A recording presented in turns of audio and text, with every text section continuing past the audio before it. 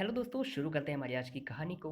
दोस्तों, ये एक ऑडियो कहानी है, इसलिए अपने ईयरफोन लगाइए और बस कहानी का मज़ा लीजिए। अमृतसर शहर के अंदर एक बहुत बड़ी ज्वेलरी शॉप थी। उस ज्वेलरी शॉप के मालिक का नाम था धर्मदास। धर्मदास की पत्नी कैंसर से पीड़ित थी और आखिरकार लंबी बीमारी के चलते उनकी मृत्यु हो जाती है। और पीछे रह जाती है धर्मदास और उसकी पत्नी की एक 5 वर्षीय बेटी सौम्या। सौम्या काफ़ी छोटी थी, इसलिए अब धर्मदास उसके भविष्य को लेकर काफ़ी ज़्यादा चिंतित थे।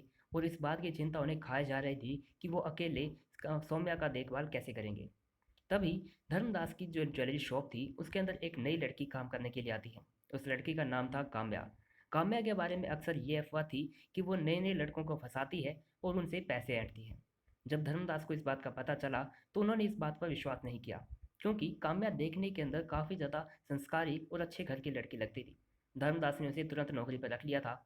शुरुआती दिनों में काम्या का व्यवहार बहुत अच्छा था, इसलिए धर्मदास ने उससे खुश होकर उसे अपनी पर्सनल सेक्रेटरी बना लिया था। लेकिन काम्या के बारे में जो अफवाहें थी वो बिल्कुल सच थी। काम्या का काम यही था कि नए नए और अमीर लड़कों को फंसाना और उनसे पैसे ऐंठना और अपना मतलब सीधा करना। इसलिए काम्या को जब पता चला कि धर्मदास की पत्नी अब इस दुनिया में नहीं रही है, तो उसके लिए ये एक गोल्डन अपॉर्चुनिटी थी। अब उसने फैसला कर लिया था कि किसी भी हाल में धर्मदास को अपने प्यार के जाल में फंसाना है और उससे शादी करनी है और अपना भविष्य सुरक्षित करना है। इसलिए अब काम्या धर्मदास के ऊपर डोरे डालने लगी थी।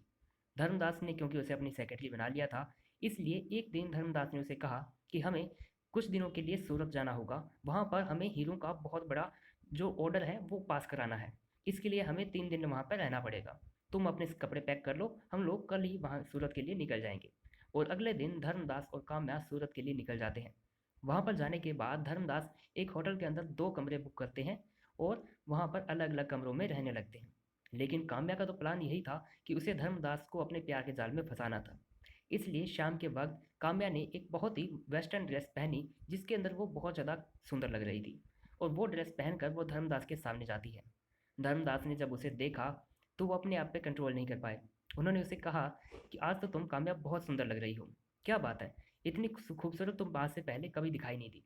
तो काम्या कहने लगी, अरे सर, मैं तो इतनी खूबसूरत ही दिखती हूँ। आज से पहले आपने कभी मुझे ऐसी नज़र से देखा ही नहीं। मैं तो हमेशा से अच्छे से तैयार होकर आती थी ताकि आप मुझे देखें, और आप थे कि आप तो मेरी तरफ देखते भी नहीं थे। आखिरकार धर्मदास कहता है, अरे बाबा, माफ़ कर दो, गलती हो गई। इतनी खूबसूरत चीज़ को आज से पहले मैंने आखिर कैसे नहीं देखा। और उसके बाद धर्मदास और काम्या के बीच में नज़दीकियाँ बढ़ने लगती है। उन 3 दिनों के अंदर अंदर काम्या, क्योंकि बहुत ज़्यादा चालाक थी, उसे इस बात का एक्सपीरियंस भी था, उसने धर्मदास को अपने प्यार के जाल में फंसा लिया। उसने धर्मदास को ये दिलासा दी कि वो सौम्या का अच्छे से ख्याल रखेगी, वो सौम्या के लिए एक अच्छी माँ साबित होगी।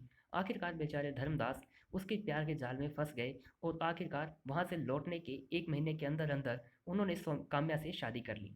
काम्या ने शादी के कुछ समय तक सौम्या का अच्छे से ख्याल रखा, लेकिन धीरे धीरे उसने अपना रंग दिखाना शुरू कर दिया।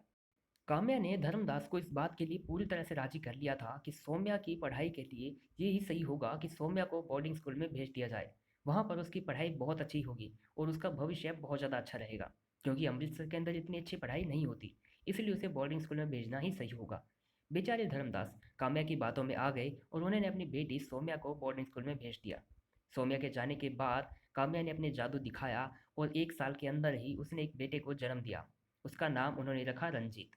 रंजीत के पैदा होने के बाद सौम्या ने ज्वेलरी शॉप के ऊपर अपना अधिकार जमाना धीरे धीरे शुरू कर दिया।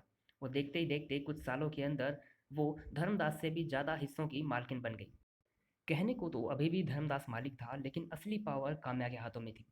इसी तरह 20 साल बीत जाते हैं और 20 सालों के बाद सौम्या अपनी बिजनेस मैनेजमेंट की पढ़ाई कंप्लीट करके घर वापस आती है। जब वो घर पर आती है तो काम्या सौम्या को देखकर हैरान रह जाती है, क्योंकि अब तक सौम्या बिल्कुल जवान हो चुकी थी और वो एक खूबसूरत लड़की में बदल चुकी थी। काम्या सौम्या को देखती है तो उसे बोलती है, अरे सौम्या, तुम तो इतनी खूबसूरत बन गई हो, तुम्हारा तो ज़रूर कोई बॉयफ्रेंड होगा। तो सौम्या कहती है, अरे माँ, आप कैसी बातें कर रही हो, मैं वहाँ पर पढ़ने के लिए गई थी, ना कि बॉयफ्रेंड बनाने के लिए। मेरा कोई बॉयफ्रेंड नहीं है। और उधर रंजीत इतने सालों के अंदर एक अमीर बाप का बिगड़ा हुआ बेटा बन जाता है। वो अपना पूरा दिन अपने दोस्तों के साथ मटर गश्ती करने और अय्याशियाँ करने में बिताया करता था। जब रंजीत घर पर आता है और सौम्या को देखता है तो उसका मन मचल जाता है। वो देखता है कि सौम्या बहुत ज़्यादा खूबसूरत बन गई है, तो वो सौम्या से कहता है, अरे सौम्या, तुम तो काफ़ी ज़्यादा बदल गई हो। रंजीत ने 10 साल पहले सौम्या को बोर्डिंग स्कूल में ही देखा था, उसके बाद से उसने उसे कभी नहीं देखा था। तो सौम्या कहती है, अरे भाई, बदलूंगी क्यों नहीं, मैं तुमसे 5 साल बड़ी हूँ और समय भी तो काफ़ी बीत चुका है। अब तुम भी तो काफ़ी ज़्यादा बड़े हो चुके हो। वैसे तुम करते क्या हो? तो रंजीत कहता है, मुझे कुछ करने की ज़रूरत ही क्या है, अभी तो मेरे हंसने खेलने के दिन हैं। उसके बाद सौम्या कहती है, रंजीत एक काम करना, शाम को मुझे शॉपिंग करने के लिए जाना है, तो क्या तुम मुझे ले चलोगे? रंजीत कहता है, हाँ हाँ, क्यों नहीं। शाम को रंजीत सौम्या को अपनी गाड़ी की आगे वाली सीट पर बैठाकर शॉपिंग कराने के लिए एक मॉल में लेकर जाता है। वहाँ पर रंजीत सौम्या को एक बहुत ही मॉडर्न ड्रेस दिखाते हुए कहता है, सौम्या, ये ड्रेस तुम पर बहुत अच्छी लगेगी, तुम ये ड्रेस ले लो। सौम्या उस ड्रेस को देखती है और कहती है, रंजीत, मैं इतनी मॉडर्न ड्रेस नहीं पहनती हूँ, ये बहुत ही ज़्यादा मॉडर्न है, इससे तो पूरा शरीर ढकता भी नहीं है। रंजीत कहता है, अरे ये तो तुम्हें घर पे ही पहननी है, और घर पर तो हम तुम्हारे अपने ही हैं, हमसे कैसा शर्माना। तो सौम्या कहती है, रंजीत तुम कुछ ज़्यादा ही एडवांस नहीं हो गए हो, और वैसे भी मैंने तुम्हें मॉल में काफ़ी लड़कियों को ताड़ते हुए देखा है। वैसे तुम शादी की कब कर रहे हो, वो शादी को लेकर तुम्हारा क्या ख्याल है? रंजीत कहता है, मैं शादी वादी नहीं करने वाला, मैं किसी भी बंधन में नहीं बंधना चाहता, और वैसे भी लड़कियां तो सिर्फ मज़े के लिए होती हैं। मेरी ज़िंदगी में बहुत सी लड़कियां हैं और मैं बहुत खुश हूँ, मुझे शादी की ज़रूरत ही नहीं। सौम्या समझ जाती है कि रंजीत की संगति बिल्कुल अच्छी नहीं है। वो शाम को घर पर आकर अपनी माँ को समझाती है कि माँ, रंजीत की संगति बिल्कुल ख़राब हो चुकी है। तो उल्टा काम्या रंजीत को समझाने के बजाय सौम्या को ही समझाने लगती है कि देखो, तुम भी तो बाहर रहकर आई हो, तुमने भी तो बहुत मज़े किए होंगे, और रंजीत तो बेचारा अभी बच्चा है, अभी उसके हंसने खेलने के दिन है। इस उम्र में मस्ती नहीं करेगा तो क्या बुढ़ापे में मस्ती करेगा? तुम रंजीत की फिक्र मत करो, मैं उसके बारे में सब कुछ संभाल लूंगी। सौम्या अपने कमरे में चली जाती है। रात को जब सौम्या अपने कपड़े बदल रही थी, तो रंजीत उसे देखता है और मतवाला हो जाता है। वो तुरंत अपनी गर्लफ्रेंड को फ़ोन करता है और उसे अपने दोस्त के होटल में आने को बोल देता है। रंजीत अपने दोस्त के होटल में पहुंचता है। वहाँ पर उसका दोस्त उसे बोलता है, अरे भाई रंजीत, कब तक ऐसे मौज मस्ती करता रहेगा, अब तो शादी कर ले। रंजीत कहता है, भाई लड़कियां सिर्फ मज़े करने के लिए होती है, मैं शादी नहीं करने वाला। इतने में उसकी गर्लफ्रेंड आ जाती है और वो उसे लेकर होटल के कमरे में चला जाता है। रात को 1 बजे रंजीत अपने घर पर वापस आता है और सीधा सौम्या के कमरे में चला जाता है। सौम्या उस वक्त गहरी नींद में सोई हुई थी। रंजीत वहाँ पर जाता है और उसके बिस्तर के ऊपर चढ़ जाता है और उसे अपने बाहों में जकड़ लेता है। सौम्या जाग जाती है और तुरंत चिल्लाने लगती है, लेकिन रंजीत उसके मुंह पर हाथ रख देता है। तभी सौम्या रंजीत को एक जोर का धक्का देती है, जिससे रंजीत दूर जाकर गिर जाता है। उसके बाद सौम्या उसे थप्पड़ों की बारिश कर देती है उसके ऊपर, और उसे लगातार थप्पड़ मारने लगती है। शोर शराबा सुनकर उसके पिताजी वहाँ पर आ जाते हैं और देखते ही सारा मामला समझ जाते हैं। तभी वहाँ पर काम्या आती है और कहने लगती है, अरे ये तो बच्चा है, इसे शायद गलती हो गई होगी। लेकिन अब धर्मदास कहाँ सुनने वाले थे। वो आखिरकार उसे कहते हैं, अरे काम्या, कब तक तुम अपने बेटे की साइड लेती रहोगी? अब तो समझ जाओ कि रंजीत बिल्कुल गलत संगति में जा चुका है। अब उसका यहाँ पर रहना बिल्कुल ठीक नहीं है, उसे इस घर से तुरंत जाना होगा।